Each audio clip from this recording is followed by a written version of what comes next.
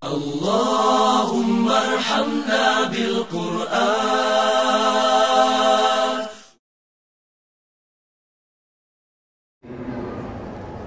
Nahmaduhu wa nasta'inuhu wa nastaghfiruhu wa natubu ilaih, wa la na'budu illa iyyahu wa natawakkalu alaih.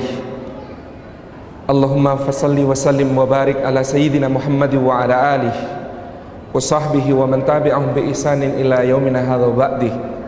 Assalamualaikum warahmatullahi wabarakatuh.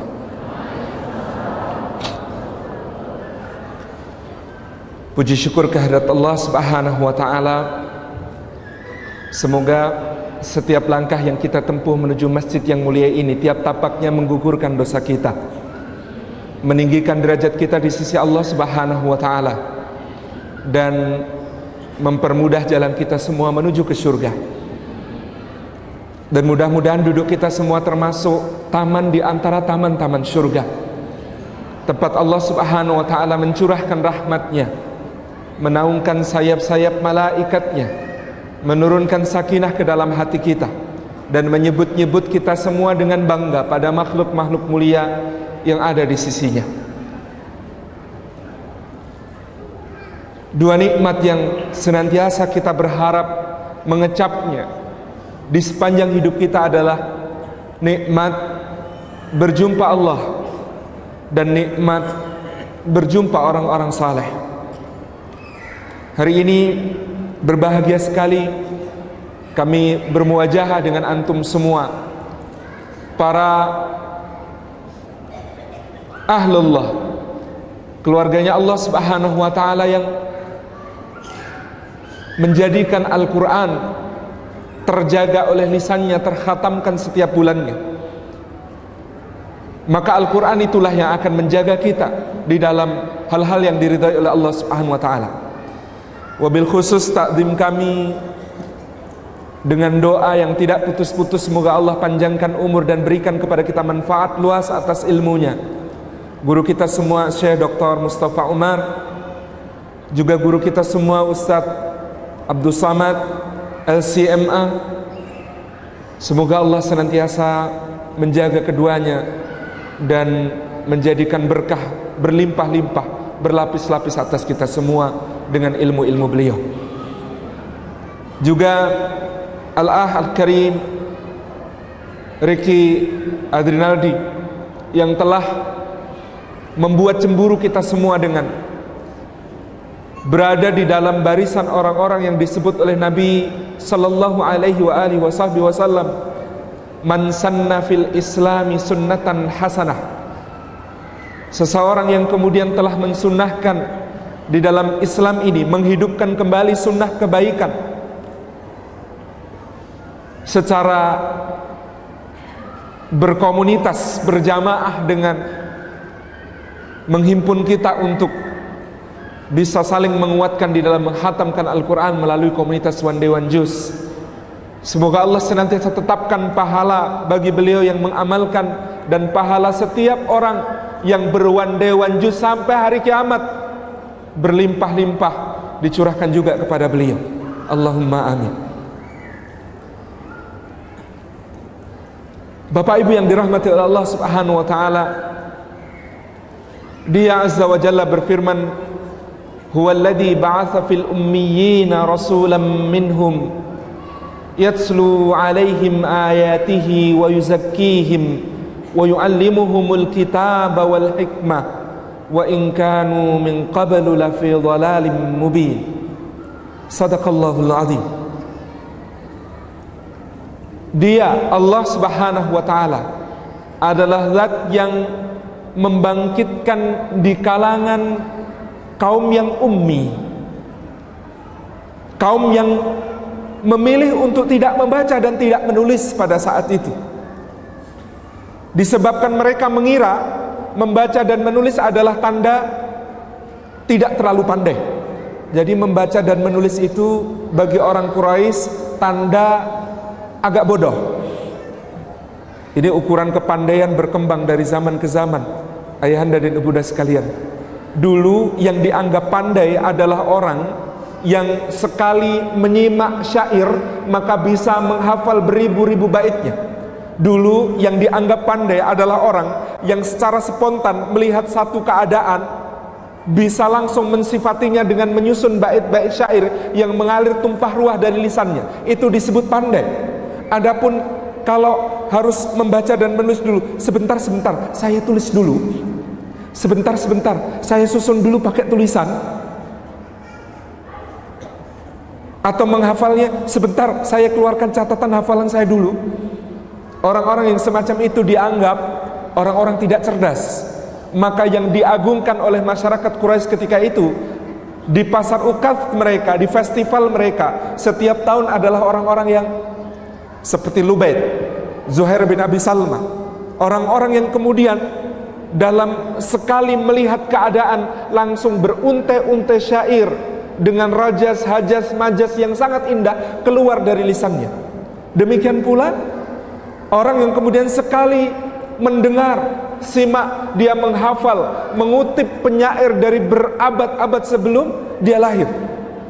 Inilah orang-orang cerdas.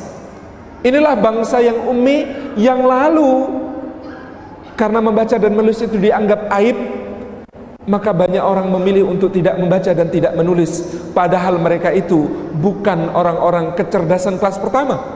Jadi orang yang membaca dan menulis dianggap kecerdasan kelas kedua. Sayyidina Abu Bakar As-Siddiq, Sayyidina Umar ibn Khattab, Sayyidina Utsman, Sayyidina Ali, orang-orang yang membaca dan menulis. Dan di tengah masyarakat Quraisy ketika itu, orang yang semacam ini kecerdasannya level 2. Tetapi ada juga orang yang kecerdasannya level 3. Ubay bin Khalaf, Uqbah bin Abi Mu'aid, Nadhr bin Haris. Orang-orang tokoh-tokoh Quraisy ini memilih untuk tidak membaca dan tidak menulis. Demi apa? Agar dianggap kelas pertama, padahal sebenarnya kelas 3. Fil ummiyin, di tengah kaum yang ummi ini. Kenapa ummi?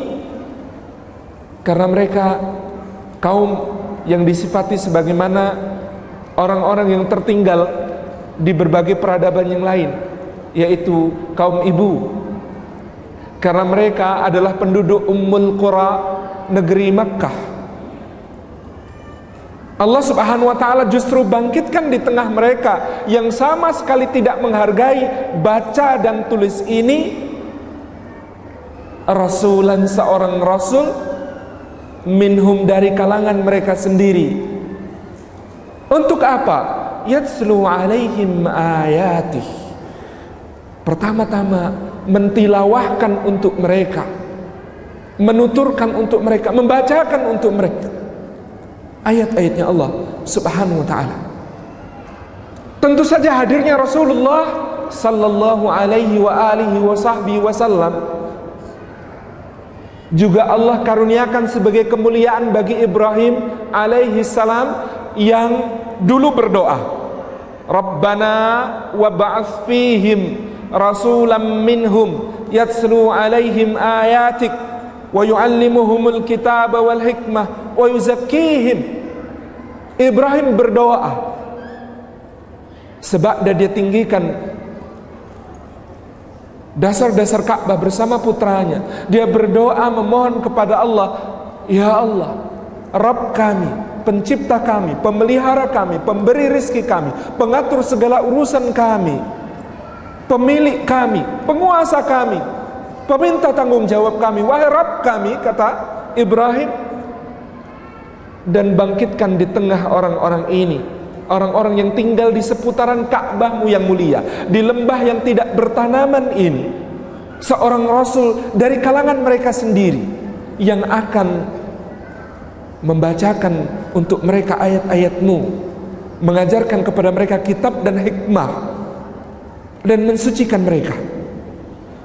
Bapak Ibu yang sering berdoa lalu tidak bersabar atas doanya, yang hari ini berdoa, ya Allah karuniakan kepada kami anak yang soleh, lalu besok pagi protes, ya Allah kok anak saya belum soleh. Maka mari berkaca kepada doanya Ibrahim alaihi salam.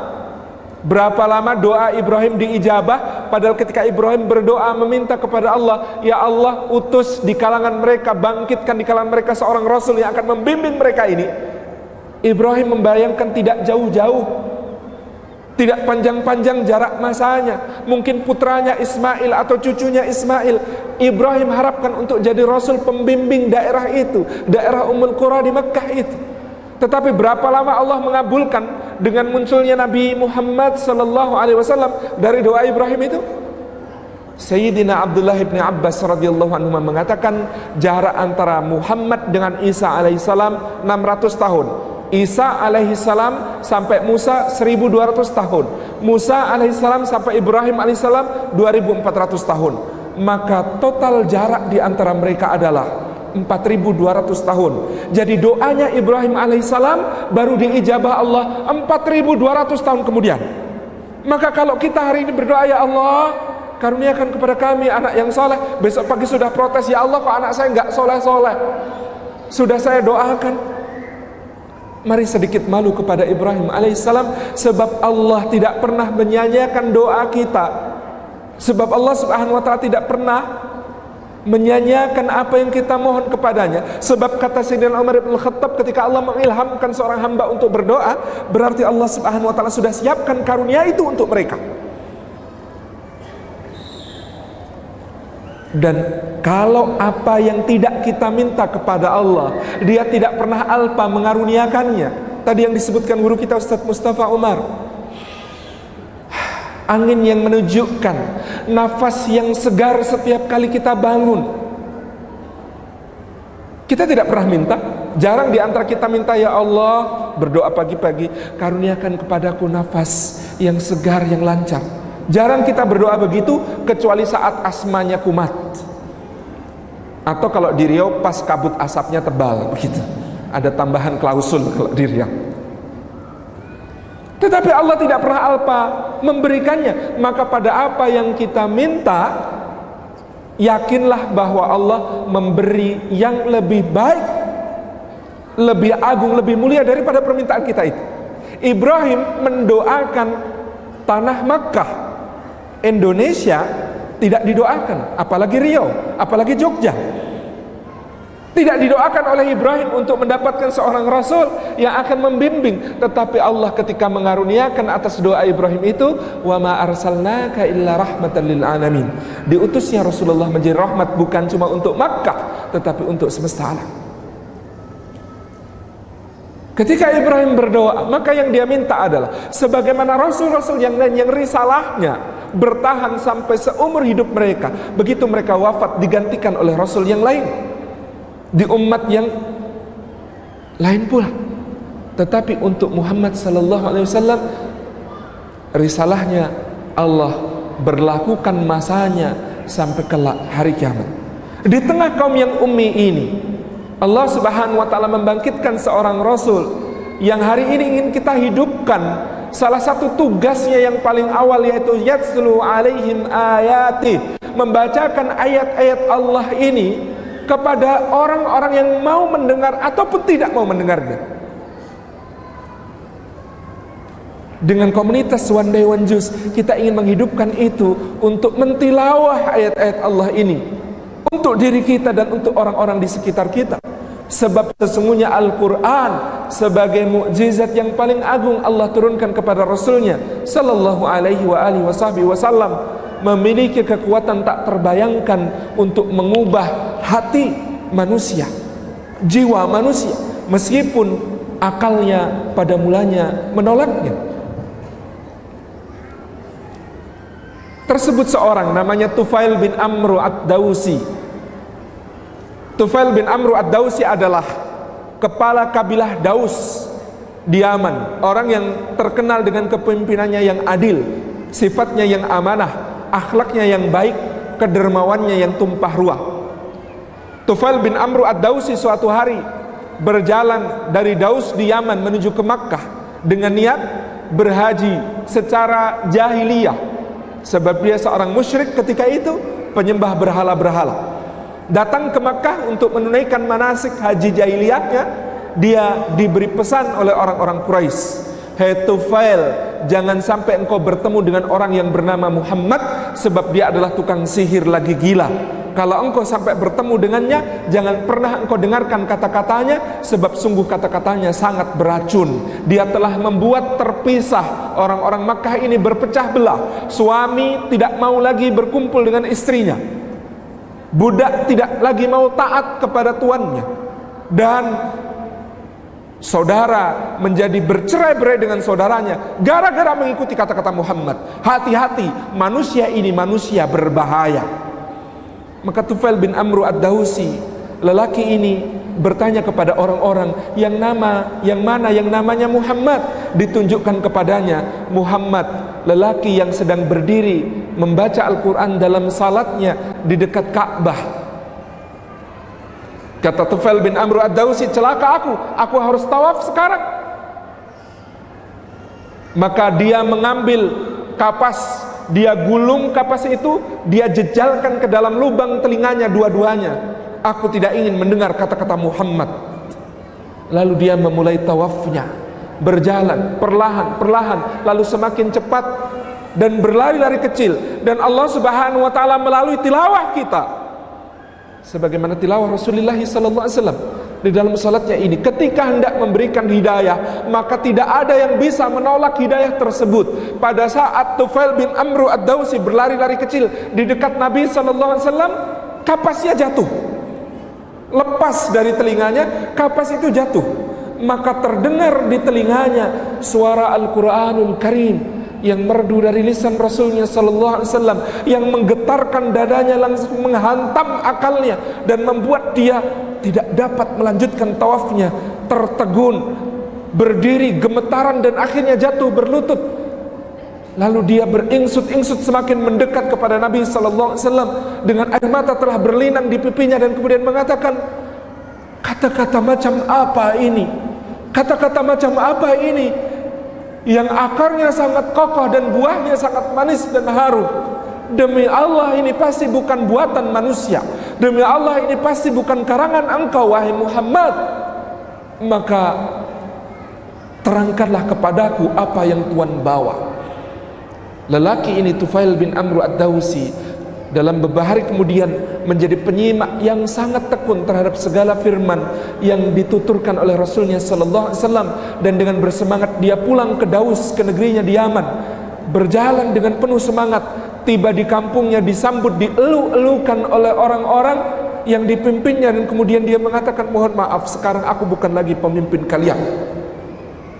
Kata orang-orang di kampungnya yang menyambutnya seperti sambutan haji yang guyonan di pesantren dulu, Ustadzna, kalau ada orang datang dari haji, salamun ja'a min ardil haram ila ardil ma'. Itu terjemahnya apa? Bahasa Arab yang orang Arab nggak ngerti. Salamun, selamat, ja'a, datang, min ardil haram, dari tanah suci, ila ardil ma', ke tanah air. Disambut, dielu-elukan. Kata dia, tunggu, aku sekarang bukan pemimpin kalian. Kata orang-orang di kaumnya, tidak, engkau tetap pemimpin kami. Apa maksudmu kau bukan pemimpin kami lagi? Sebab aku beragama yang berbeda dengan agama kalian, imanku berbeda dengan iman kalian, sesembahanku berbeda dengan sesembahan kalian. Apa masalah kami dengan sesembahanmu? Apapun yang kau sembah, kami akan turut menyembahnya. Lalu Tufail menuntun kaumnya untuk bersyahadat. Demikian pula dia pulang ke rumah, dia ketuk pintu di rumah istrinya menyambut, ahlan wa sahlan. Kata sang suami Tufail bin Amru ad-Dawsi itu, mulai sekarang ambil rumah ini, aku tidak akan tinggal di sini lagi. Istrinya terkejut, apa maksudnya? Pulang-pulang dari tanah suci kami diperlakukan seperti ini. Sebab agamamu dan agamaku sudah berbeda, imanku berbeda, sesembahanku berbeda. Apa masalah kami dengan sesembahanmu? Apapun yang kau sembah, kami akan ikut menyembah.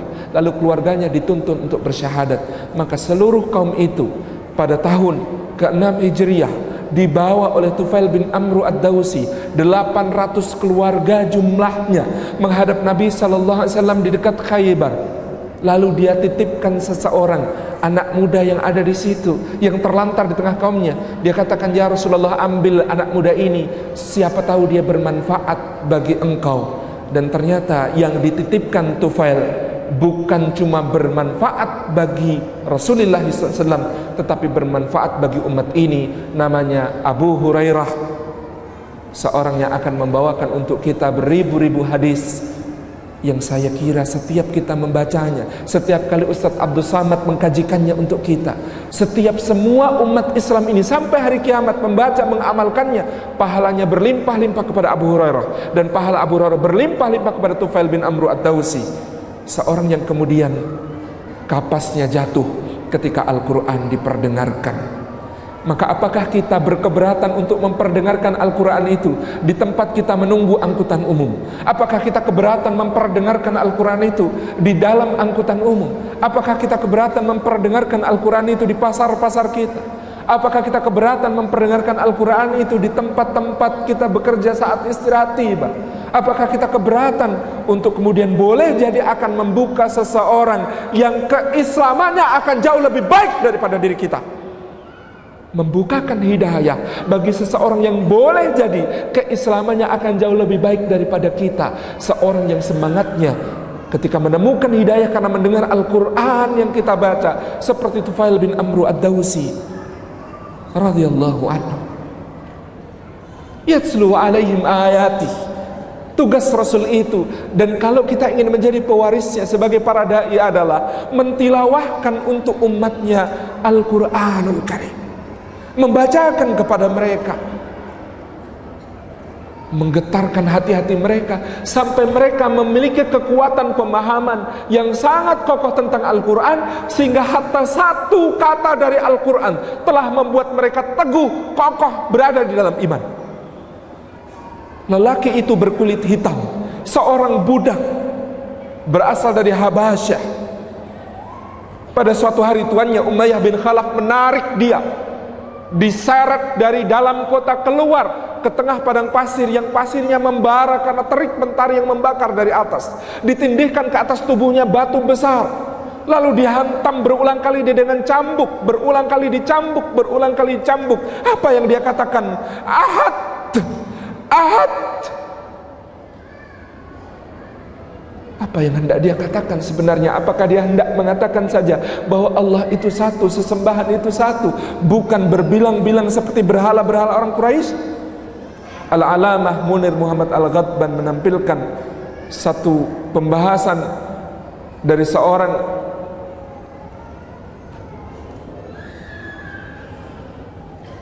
ulama yang agung, Al-Imam At-Tabari, di dalam tarikhnya yang menyebutkan, salah satu riwayatnya menyebutkan tentang Sayyidina Bilal radhiyallahu anhu, ketika Bilal dicambuki sampai yang mencambuki kecapean, dan batu yang menindihnya itu luar biasa berat, dan terik mentari yang membakar dan membuat seakan-akan pasir di bawahnya membara itu. Ketika dia mampu mengucapkan ahad itu, sebenarnya yang hendak dia baca adalah surah Al-Ikhlas, tetapi dia belum menghafalnya secara sempurna. Yang dia ingat dari surah Al-Ikhlas cuma satu kata, ahadun ahad. Satu kata dari surah Al-Ikhlas yang memberikan kekuatan semacam itu, yang memberikan kekuatan keimanan, kekokohan, istiqamah, bagaikan batu karang yang tidak bergoyang sedikit pun diterpa badai sekeras apapun. Hati iman Bilal itu hanya satu kalimah dari Al-Quran, ahad. Tetapi kita yang menghafal surah Al-Ikhlas sejak kecil, apakah kita kemudian memiliki kekuatan iman yang semacam itu? Apakah kita yang membaca Al-Quran sehari satu juz akan beruntung dikaruniai oleh Allah Subhanahu wa taala kekuatan iman seperti yang terpancar dari satu kata dalam Al-Quran yang dihayati benar-benar? Sebab menyimak, yatslu alaihim ayati, Rasulullah membacakan untuk dia ayat-ayat Allah Subhanahu wa taala, dan dia tunduk menyimak. Yatslu alaihim ayati.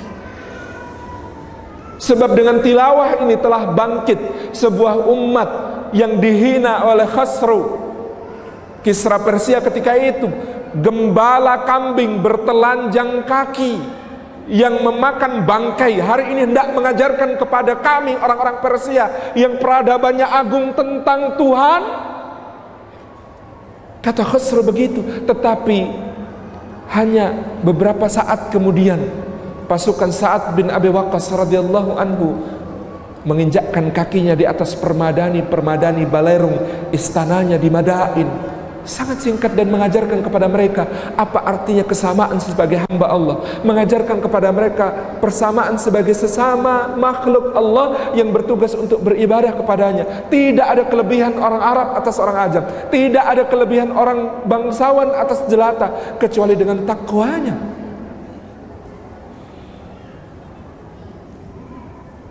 Al-Quran itu kekuatan yang telah pula Rasulnya Sallallahu Alaihi Wasallam mendapatkan hal yang serupa, kekuatan untuk menanggung beban semesta di dalam dakwahnya, sehingga ketika malaikat penjaga gunung di Qarnus Tha'alib atau Qarnul Manazil bersama Jibril alaihissalam menawarkan kepadanya, ya Rasulullah, sudah Rabbmu melihat apa yang mereka umatmu itu perlakukan kepadamu, pendustaan mereka, pengusiran mereka, kezaliman mereka, menyakiti engkau sampai kakimu berdarah dan nyaris tumpah membasahi bumi. Rabbmu telah melihat semua itu dan Rabbmu memberikan izin kepadamu, perintahkan sesukamu, lalu aku, kata malaikat penjaga gunung Ahsyabain itu, akan timpakan Jabal Abu Qubais dan Kaikaan itu ke arah Taif dan Makkah, binasa mereka semua. Ketika ibunda kita Aisyah bertanya, adakah hari bagimu ya Rasulullah yang lebih berat daripada hari Uhud? Hari Uhud ketika 70 sahabat beliau gugur sebagai syuhada. Kemenangan berubah menjadi kekalahan yang sangat pahit. Paman beliau tercinta Hamzah terbunuh dengan jantung dikunyah-kunyah. Sahabat yang mulia Mus'ab bin Umair terbunuh dengan lengan dipotong-potong dan tubuh dibelah.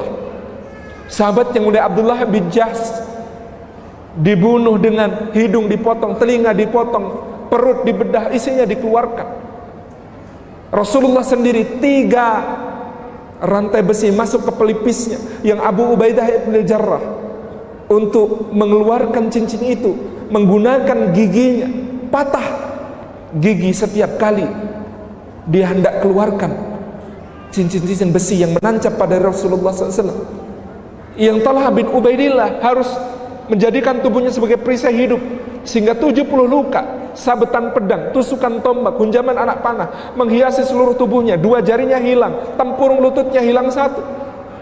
Dan dia cuma berdoa, ya Rabbi khud bidami hadal yaum hatta tardo, ya Allah ambil darahku hari ini sampai engkau ridha. Dalam kepahitan yang semacam itu Aisyah bertanya, adakah hari yang lebih pahit bagimu daripada hari Uhud? Nabi SAW mengatakan, hari itu adalah hari ketika Jibril alaihissalam bersama malaikat Ahsyabain menawarkan, bagaimana ya Rasulullah kalau kami adab saja umat itu, kami hancurkan, binasakan mereka yang telah mendustakan dan menentangmu. Tetapi jiwanya jiwa yang sangat kokoh, jiwanya jiwa yang sangat indah, maka dia mengatakan kepada Jibril dan Ahsyabain itu, malaikat penjaga gunung itu, tidak, wahai Jibril, aku tidak ingin diutus sebagai pembawa adab, tetapi aku ingin diutus sebagai pembawa rahmat. Kalau memang mereka tidak mau beriman dan ingkar kepada Allah, aku berharap dari sulbi-sulbi mereka, dari rahim-rahim mereka kelak, masih akan ada orang-orang yang bersyahadat, orang-orang yang akan kemudian mengesahkan Allah dan tidak menyekutukan Dia dengan sesuatu apapun juga. Kekuatan apa yang semacam ini, yang ketika dia didustakan, disakiti, dilempari dengan batu, dikejar-kejar 3 hari 3 malam, mengetuk-ngetuk pintu, tidak ada yang membukakan, menyampaikan, tidak ada yang mendengarkan, berbicara, tidak ada yang mempedulikan. Kekuatan macam apa, kekesalan yang semacam itu? Dia katakan, semoga dari sulbi-sulbi mereka, dari rahim-rahim mereka kelak akan ada orang yang mengesahkan Allah. Kekuatan itu adalah kekuatan Al-Quranul Karim. Sebab ketika Rabb kita Azza wa Jalla mengatakan kepada Rasulnya Sallallahu Alaihi Wasallam, mengatakan, innalaka fin nahari sabahan tawila, engkau wahai Muhammad, sungguh bagimu di siang hari ada urusan yang panjang, melelahkan, memayahkan. Apa yang dikatakan Allah ketika mengatakan Rasulnya di siang hari memiliki urusan panjang, melelahkan, memayahkan? Apakah kemudian Allah mengatakan kepada Rasulnya, maka ya Muhammad, pada malam hari istirahatlah yang cukup, bobok minimal 8 jam. Jangan lupa cuci kangkung, cuci kaki, dan minum susu sebelum bobok. Apakah Allah mengatakan begitu kepada Rasulnya yang di siang hari urusannya panjang melelahkan? Tidak. Allah mengatakan kepada Rasulnya 2 hal. Qumil laila illa qalila. Yang kedua, warattilil Qur'ana tartila. Tegak engkau di waktu malam kecuali sedikit, berdiri menghadap Rabbmu, menyambungkan dirimu dengan Zat yang maha hidup supaya engkau diberi kekokohan, kekuatan. Bagaimana cara menyambungkan itu? Dengan warattilil Qur'ana tartila, dengan membaca Al-Quran itu penuh tartil. Tartil, kata Syekhul Islam Ibnu Taimiyah, satu, dengan hati yang merunduk kepada Rabb yang telah berfirman itu, penuh kekaguman dan ketakjuban kepada yang maha agung itu. Yang kedua, dengan akal yang tidak henti mentadabburi, merenungi firman-firman itu. Yang ketiga, dengan lisan yang memenuhi hak dari setiap huruf yang diucapkannya itu.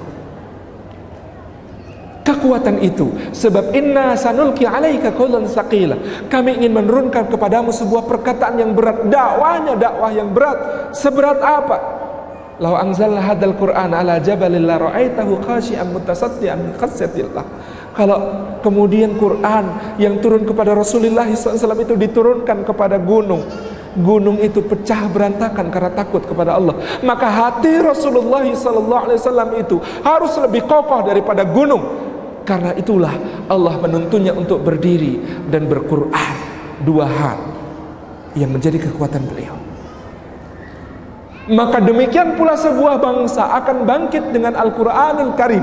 Maka demikian pula sebuah bangsa akan memperlihatkan keagungan perjuangan dengan Al-Quranul Karim. Tahun lepas ketika kami berkunjung ke sebuah negeri kecil di ujung selatan bagian bumi yang penuh berkah bernama Syam. Daerah itu bernama Gaza, yang baru saja memenangkan sebuah perang di mana mereka dikepung dari segala arah, dihujani dengan berbagai macam kematian, bom-bom diluluhlantakkan dengan pesawat-pesawat tempur dan tank-tank baja. Penduduk negeri itu tegak kepalanya, berdiri dengan penuh kebanggaan. Kata mereka, dulu kami meninggalkan Al-Quran, maka Allah membiarkan kami terhina di telapak kaki penjajah. Ketika kami mencari kemuliaan dengan selain Al-Quran, mencari kemuliaan dengan harta, mencari kemuliaan dengan jabatan, mencari kemuliaan dengan pekerjaan, mencari kemuliaan dengan senjata sekalipun, Allah menghinakan kami. Semakin terpuruk, semakin terperosok. Gaza memutuskan untuk bebas dari penjajahan berapapun harganya. Pada tahun 2007 mereka melaksanakan sebuah gerakan mengusir seluruh tentara Israel dari dalam wilayah Gaza. Adapun Gaza sebelum tahun 2007 persis seperti tepi barat hari ini. Ketika orang berangkat sekolah, jarak sekolahnya 5 km, maka dia harus melalui 10 sampai 20 pos penjagaan Israel untuk digeledah dan dihinakan. Gaza sebelum 2007, ketika seseorang akan pergi ke klinik, ke rumah sakit untuk memeriksa istrinya yang hamil, maka harus terima melihat istrinya itu dilecehkan, dipegang-pegang oleh tentara Israel berulang kali sebelum sampai ke klinik. Gaza sebelum tahun 2007 seperti itu. Orang-orang Gaza itu mengatakan, lalu kami memutuskan untuk membayar berapapun harganya supaya bebas dari tangan-tangan hina yang menjijikkan itu. Dan mereka bangkit. Mereka dikepung, diblokade, diputus segala suplainya, tetapi mereka teguh, istiqomah dengan kepala tegak, dengan wajah tersenyum, dan bahkan berlomba-lomba untuk menyambut setiap tamu dan memuliakan mereka dengan berbagai macam jamuan. Kenapa? Kata mereka, sebab kira-kira 30 tahun yang lalu ada seorang syekh, lumpuh tubuhnya, kecil suaranya, nyaris tak terdengar, tetapi jernih hatinya. Dia yang mengajak kami untuk kembali kepada Quran, membaca Al-Quran, menghafal Al-Quran, mengkaji isi Al-Quran di masjid-masjid kami, menghidupkan sholat jamaah di sana. Syekh ini ditertawakan oleh para pejuang ketika itu yang sudah memegang senjata. Kata mereka, ya Syekh Ahmad Yasin, buat apa kau kumpulkan orang-orang untuk mengaji, padahal tujuanmu membebaskan Masjidil Aqsa, memerdekakan Palestina. Memerdekakan Palestina, membebaskan Masjidil Aqsa itu seperti kami pegang senjata, bukan seperti engkau pegang mushaf setiap hari. Tetapi Syekh Ahmad Yasin tahu bahwa tidak mungkin sebuah bangsa bangkit tanpa ruh yang kokoh, dan bahwa ruh yang kokoh itu satu-satunya jalan untuk menjadikannya kokoh hanyalah firman-firman Allah, Al-Quranul Karim. Dia istiqomah dengan itu, sebab ruh kita ini berasal dari Allah, sedangkan jasad kita ini berasal dari tanah di bumi. Ruh ini sebenarnya rindu kepada Allah, dia perantau di bumi ini. Yang asli bumi cuma tubuh kita, jasad kita. Maka tubuh kita ini nyaman tinggal di sini, minta berlama-lama. Setiap hari minta dibelikan pelembab, moisturizer, kosmetik, ini itu. Pengennya berlama-lama di bumi. Jasad kita tarikannya begitu, ingin dinyamankan, naik kendaraan yang bagus, tinggal di rumah yang mewah. Karena apa? Ingin berlama-lama di bumi, sebab memang aslinya orang sini, orang bumi ini, tanah jasad kita ini. Tetapi ruh kita berasal dari Allah, meronta-ronta setiap hari, dia ingin kembali kepada Rabb-Nya. Bagaimana membuat dia supaya kuat untuk tetap berbakti sampai batas umur kita ditentukan itu? Caranya adalah dengan seperti kalau teman-teman perantau ini, apa yang akan menguatkan ketika mendengar suara dari ibunda kita, dari keluarga kita, dari anak istri kita di kejauhan, telepon, mendengarkan suara mereka cukup untuk membuat hati kita terhibur. Apalagi istri yang suaminya merantau itu bilang LDR, kata anak muda sekarang, mengatakan, bang yang sabar di sana bang, kami selalu mendoakan bang, jangan lupa penuhi hak kami bang, abang itu pergi maksimal 4 bulan harus selalu pulang bang, seberat-berat apapun di sana penuhi sunnah Rasul bang, pulang setiap 4 bulan. Tapi tetaplah di sana bang, bersemangat bang, ambil yang halal, tinggalkan yang haram bang. Kami anak-anakmu di rumah, istrimu di rumah, semuanya lebih sabar menahan lapar daripada harus menahan kelak siksa di dalam api neraka. Yang seperti ini menguatkan musafir, menguatkan orang-orang yang merantau. Demikian pula ruh kita yang sedang merantau, yang asalnya dari Allah Subhanahu wa taala, dikuatkan dengan Al-Qur'anul Karim, dikokohkan. Bangsa yang ingin kokoh bangkit kembali tidak bisa tidak, harus memulai dari Al-Qur'an. Dan Allah Subhanahu wa taala menitahkan Rasulnya pertama-tama untuk membangkitkan kaumnya itu dengan yatslu alaihim ayatih, untuk membacakan kepada mereka, mentilawahkan kepada mereka ayat-ayat Al-Quran. Seperti kata guru kita Ustaz Abdul Samad, kita baru di tapak pertama, tetapi sudah sebuah permulaan yang baik. Dengan tapak pertama itu, saya bermimpi kalau seluruh Indonesia setiap hari ada orang-orang yang kemudian membaca 1 juz, dan di setiap bulan mereka menghatamkan firman-firman Allah itu. Bahkan meskipun mereka belum paham bahasa Arab, bahkan meskipun mereka belum mengerti apa yang dibacanya, Allah akan berikan kepada mereka hidayah, taufik untuk mengerti, untuk kemudian memahami, dan bahkan menjadikan Quran itu sebagai kekuatan. Lalu tentang apa yang disebut sebagai baldatun thayyibah, yang digaungkan sejak dulu di dalam MTQ kita. Mudah-mudahan kalau MTQ gagal menjadikan negeri ini baldatun thayyibah, masih ada one day one juz yang menjadi harapan kita untuk menjadikan negeri ini baldatun thayyibah. Sebab ini menggerakkan semua orang untuk bermesra-mesra, berakrab-akrab dengan kalamullah, dengan Al-Quranul Karim. Demikian yang dapat kami sampaikan. Mohon maaf atas segala yang kurang berkenan. Bangkitlah negeriku, dan tidak ada jalan kebangkitan kecuali bermesra dengan Rabb kita Azza wa Jalla. Dan jalan bermesra yang paling agung dengan Rabb kita Azza wa Jalla adalah Al-Quranul Karim. Dan jalan bermesra dengan Al-Quranul Karim yang paling mudah dan sederhana juga saling menguatkan adalah one day one juz. Wallahul muwaffiq ila aqwamit thariq. Assalamualaikum warahmatullahi wabarakatuh.